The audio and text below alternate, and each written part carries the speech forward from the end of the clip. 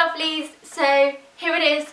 Here is my first pregnancy update. I mentioned in a vlog how grateful I was for all your amazing comments and the faith that you all have in me and Douglas on raising a child. All your comments were lovely and I was so overwhelmed. And because I'm now into my second trimester, I thought that I should crack on and do my first trimester update. So for those of you who are like, I've had enough of the baby stuff already, normal non-baby related videos will resume as usual. This video is not going to be super entertaining. It's probably going to be quite long, but like I said, I hope you're watching this because you want to hear about my experience. I have made myself some peppermint tea. I suggest you pause the video, make yourself a cuppa, get some snacks, whatever you want. I've got a lot of subjects to cover. I'm going to try and be straight to the point. And also congratulations to any of you that are pregnant. I was amazed to see how many of you were expecting, and so many of you were expecting around the same time as me, if not had the same due date as me. I think it's such a privilege and I feel so lucky to be able to have children,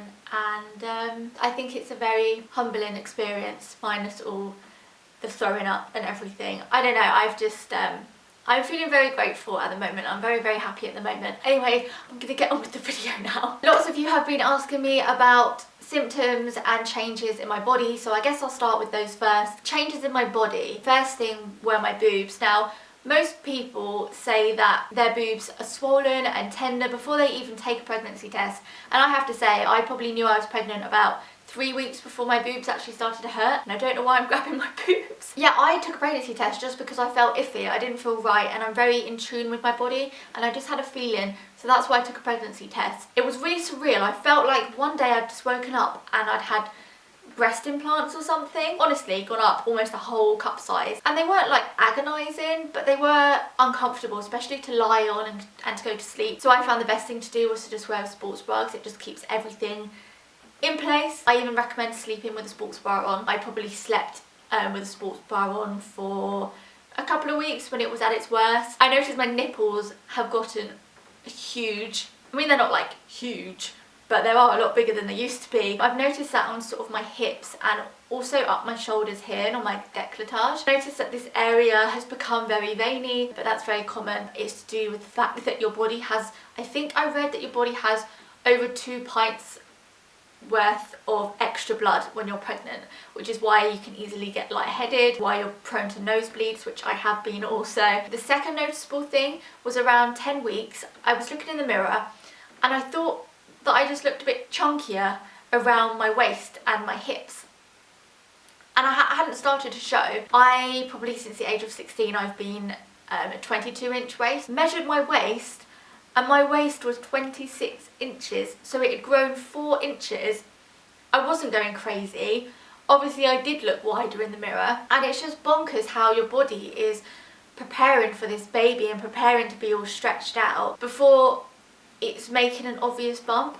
I can't quite believe how my body's just changed its shape that way. And I measured myself again today and my waist is 27 inches, so I've gained another inch around my waist. And then at 11.5 to 12 weeks, that's when I think I popped, as they say, and my belly finally kind of went boop, and I can't really suck it in anymore, and now it's just getting, you know, a little bit bigger every day. But I guess I should go over all my lovely symptoms now. Those of you have been asking me about food cravings. I have to say I haven't really had cravings during the first trimester just because I felt so sick. I've had sort of times where I felt so sick and in my head I think, oh, a salmon sandwich is the only thing that I could stomach eating. Or Doug's gone out and he's got me really specific food items like lemonade or milkshake or like just random things, and it changes from day to day. It's so annoying. You'll do a food shop and you'll think, I'm loving eating this at the moment, and then a day later you can't stomach it and there's something else that you want. I wouldn't really call those cravings. I'd just call those trying to just find something you can eat that you're not going to want to throw up. 7 weeks, that's when nausea really kicked in, and I have to say for the first 2 weeks I didn't know what to do with myself.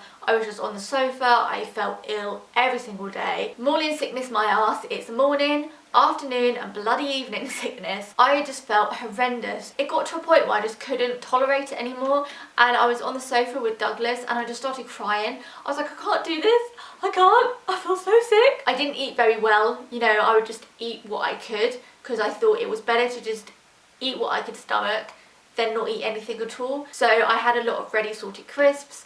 a lot of cans of Sprite. But my biggest struggle was probably dinners. I would cook a dinner that I used to love, have a couple of mouthfuls, and I would be struggling. I've never had to force myself to eat before. I love my food, and I don't know what it was about cooked food. I think obviously it just brings out all the flavours and the smells, and anything cooked I really struggled with. Also, if I went into a cafe or a restaurant and I could smell cooked cheese, so like toasties or just cheese cooked in some sort of form, or eggs, like even the thought of it now makes me feel really sick. One major thing that helped was changing my prenatal vitamins. So I was originally taking these from Neal's Yard. They're the pre and post pregnancy complex with folic acid. These have so many good things in them, so many vitamins in, and I was taking these from the day I found out I was pregnant, absolutely fine, until nausea and morning sickness and all that stuff started to kick in. And I found that these were making them so much worse, but it took me about 2 weeks to realise. It got to the point where I was taking these before bed and I was throwing up about 10 minutes after taking these. And these aren't, I'm not going to smell them. They smell horrific. They aren't the best smelling capsules. They taste horrendous. So I thought, bugger this. I'm going to just go to Boots, spend £2 or £3 on some basic tablets, and these are what I've been taking for the last couple of months, and these are folic acid and vitamin D. They're the main things you need to make sure that you have. These are absolutely they're absolutely tiny, tasteless, and really easy to swallow. They're about this big. I really recommend them, and they seem to be doing me and baby absolutely fine because nothing's wrong with us. So yeah, I recommend these. Something that I've been doing since about week 8 or 9 is making sure I eat something before I even get out of bed. And I'm not talking, you know, just waking up and sitting up in bed and getting something to eat. I'm talking before I even look at my phone, before I even move my head off my pillow, I grab for some food that I leave there the night before and I munch on it whilst lying down. And it seems to give me enough time to run to the kitchen to then make myself some breakfast. And I'm talking no time to wee, no time to clean my teeth, just run to the kitchen and make myself some breakfast. And for the last few weeks I've been having these next to my bed, and these are the Hobnob snack bars, and they're really tasty. But apart from this morning was the first time I'd been sick on these. But yeah, normally I'm not sick with these. I think I don't know. Some mornings you're just going to be sick and you just can't help it. There are some things that I've noticed I have to avoid, like dairy. If I have milk, or I had some really buttery biscuits first thing in the morning once. Yeah, they were not a good idea. Porridge as well wasn't a good idea, and fruit as well. Bananas are fine, but anything that's citrusy or acidic, so grapes or mango, if I have them before midday, they tend to come up and it's really painful, and for the whole day I have a really sore throat. So for me, they're kind of my no-goes. But yeah, I could have cereal now or milk now and be fine, but it's first thing in the morning and late morning that I have to be really careful, otherwise it will come up. A lot of people were asking me if I'd tried ginger, because ginger's really good when you feel sick, and I swear if someone else tells me to try that, I may cry. At the end of the day, if you're gonna have bad nausea and you're gonna be throwing up, ginger is gonna do bugger all. It is known to help, but like I said, if you're, you know, if your body's gonna be sick, your body's gonna be sick, and it's really gonna do nothing. And honestly, for me, sugary biscuits and ginger tea or anything ginger, I did not want. The best thing is to just keep your blood sugar levels up, because they do have a tendency of going crazy when you're pregnant anyway. And there have been times where I've been walking around in town and all of a sudden I just feel my body go a bit cold, and it's like woof, and I think, oh, I don't feel good. And it's that kind of nausea that makes you feel really like dizzy. So the best thing to do, is I found, is to keep some mints and to keep some cereal bars or some kind of snack in my bag, so I've got them to hand in case I have a bit of a funny turn. I also, and you're not going to believe this, but for about 2 months I didn't touch coffee. As soon as I found out I was pregnant, I cut out caffeinated coffee and just went to decaf. I couldn't even drink decaf coffee because it tasted completely different to me. And again, I've done some research, and it's really normal for pregnant women to dislike the taste of coffee. It's only recently that I started drinking it again, and I might have a cup of decaf coffee every other day. I find that actually I prefer to have hot chocolate at the moment if I'm out and about. So if I'm feeling a bit funny and my blood sugars are getting a bit low, hot chocolate sorts me out. I've never been someone that looks at something and gags. Like, you know, some people can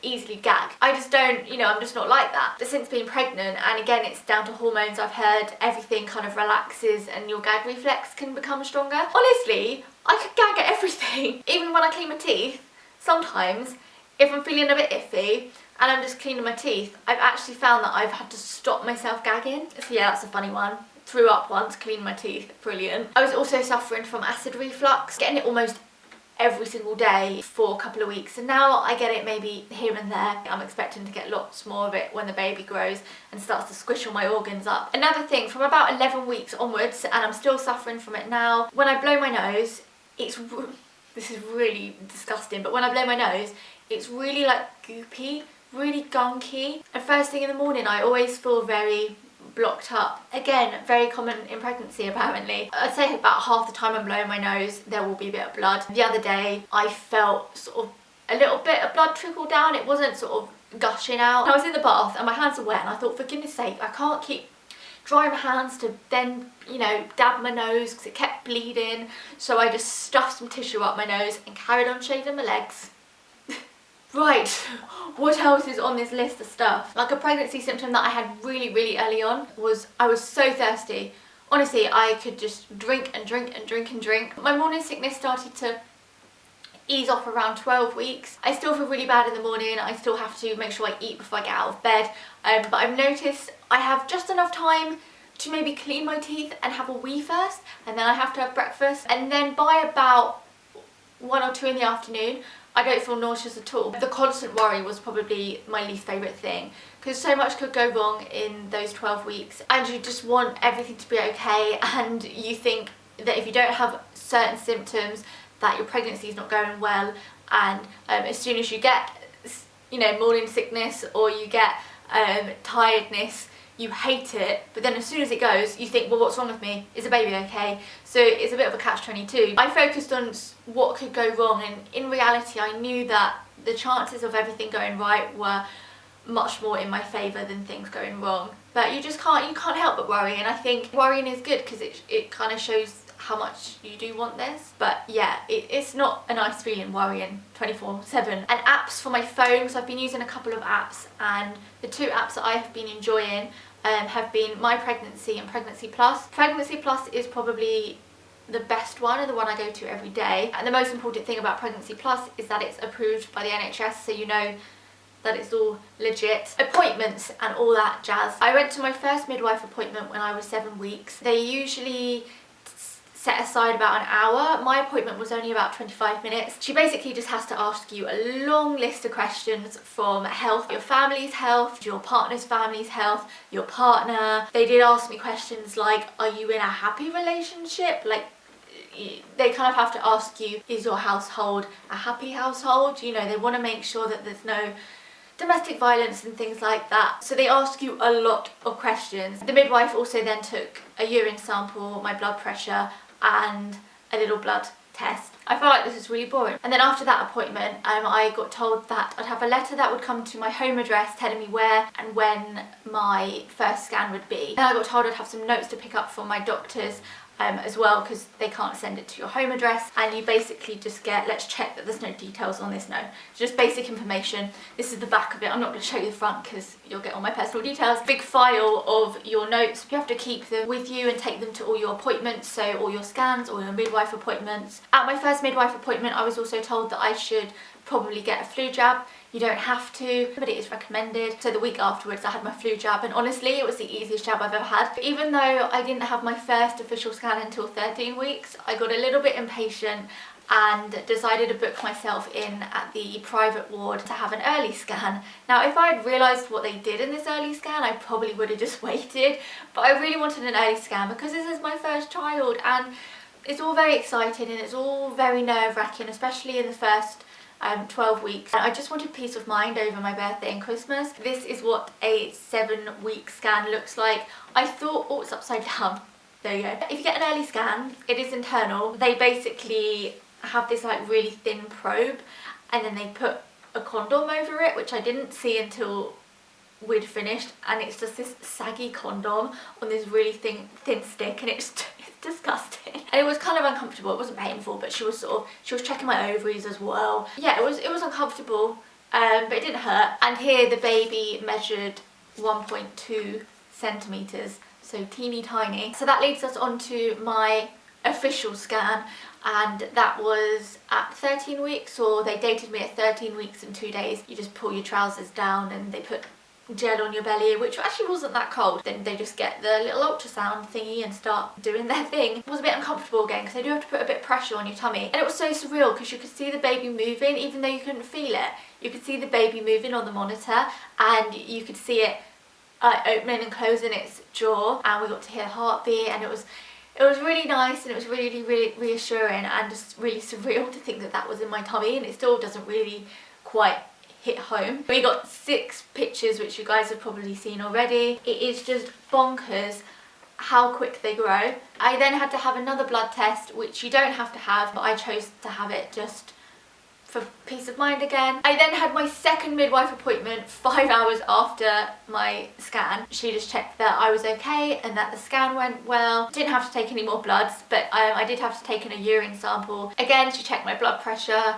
and the only other thing she tried to do, which I'm not too worried about because I heard the baby's heartbeat earlier on that day, but she tried to hear the heartbeat for herself. But this time obviously it's kind of like a handheld machine that looks like it's still from the 80s. I've heard it is harder to use them earlier on in the pregnancy, but she was trying to find the baby's heartbeat and she just couldn't. She was probably there for about a good 5 minutes or so, and she just couldn't find a heartbeat. She could hear the baby kicking and she could hear the baby sort of swishing around, but they just couldn't get a heartbeat. But she said, "I'm not worried. You heard the baby's heartbeat earlier. You can hear the baby moving around in there. It's just sometimes hard to find heartbeat at 13 weeks. So I'm seeing her again next week when I'm about 15 weeks. So fingers crossed she can find the heartbeat, otherwise I will panic. But I'm sure everything's fine, but those machines are just not as high tech as the ones that would have been used in the hospital. But yeah, that's it for appointments. From now on, I'll have an appointment with the midwife once a month. So I guess the other thing that you guys want to know is really how my bump is getting along. Since being pregnant, I have gained 10 pounds. There's a little calculator thing that I did on the NHS website, and it said I have gained the perfect amount of weight, like I'm in the perfect little slot. So I guess I should show you the bump. That's probably the only thing most of you have wanted to watch in this video. I hope I'm in focus. This is a maternity top. It's far too big. I only wore this for the video because all my other tops that I've been wearing, I've worn in my videos before, and so I just wanted to wear something different, even though it's stripes, and I always wear stripes. But yeah, so from the front it pretty much looks the same. I mean, you can tell that I've got maternity jeans on. From the side you can definitely tell that I've got a bump, so this is from this side. I think it's quite big for 14 weeks. I'm 14 weeks and 3 days today. I think it's a lot bigger than most people who are petite with their first children like me, because I actually have the worst stomach muscles. I'm so weak, so I think my stomach muscles have just kind of collapsed. Whereas if I had better stomach muscles, it would just keep it in a bit more. You can tell the baby's more over on this side at the moment because it's a lot harder, and also they were doing the ultrasound scans more on this side of my abdomen.